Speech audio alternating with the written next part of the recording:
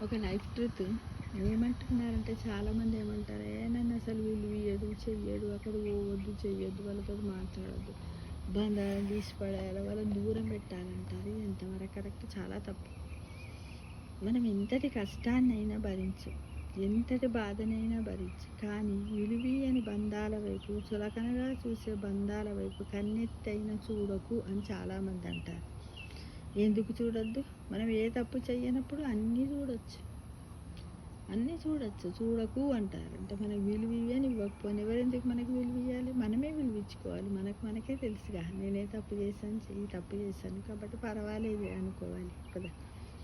విలువనియని బంధాలంటే కొన్ని ఉంటాయి. ఏంటి? మనకు ఇంట్లో అత్తమామల బంధము, పిల్లలతో బంధము, అమ్మా నాన్నలతో, పుట్టింటి, అత్తగారింటి, ఆడపడుచుల బంధాలు ఉంటాయి. వీటిని అన్నింటిని కూడా ఎలా వదిలేసుకొని ఏకాకిలాగా బతుకుతాము? లేదు. చాలామంది ఏం చెప్తారంటే అట్లా అంటారు, కష్టాన్ని భరించు, బాధను భరించు, కానీ ఇలాంటి బంధాల వైపు పోకుండా లేదు, అన్నిటినీ భరించాలి. మానవుడై పుట్టి వచ్చినప్పుడు ఒక మంచి జ్ఞాని అయినటువంటి ఒక మంచి మనిషి, ఒక మహర్షిగా మారాలంటే ఇవన్నింటిని భరిస్తూ అందరితో కలుపుకుంటూ ఉండాలి. అదే సమన్వయమైనటువంటి జీవితము, ఆదర్శవంతమైనటువంటి జీవితము. అదే నీకు సంతోషాన్ని ఇస్తుంది.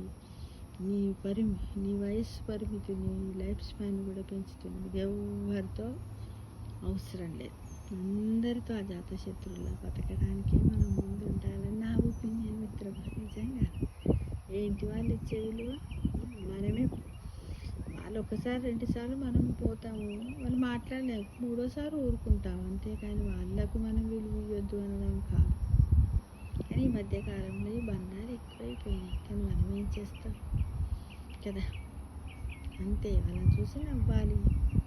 వాళ్ళు నవ్విండ్రు అనుకో మాట్లాడాలి, లేదనుకో వదిలేయాలి, అంతే.